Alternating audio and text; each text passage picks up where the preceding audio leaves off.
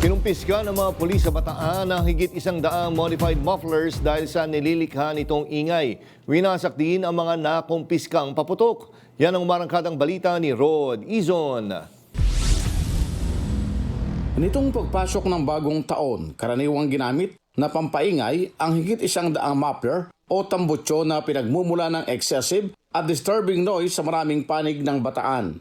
Higit 100 mufflers ang kinumpiska dahil sa matinding ingay na dulot nito. Ayon sa pulis, ibabalik sa mga violator ang mga ito pero pagmumultahin sila ng bawat lokal na pamahalaan base sa tinatakda ng kanilang lokal na ordinansa. Samantala, winasak naman ang mga kumpiskadong paputok at pailaw sa Bataan, kabilang ang mga firecrackers at mga pyrotechnics devices.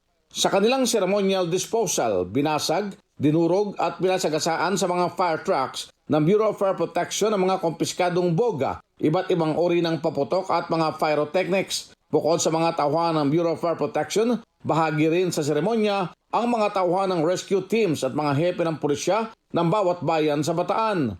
Ang proactive activity ay upang maiwasang magamit pa ang mga kumpiskadong paputok na malaki ang panganib na dala sa mga mamamayan.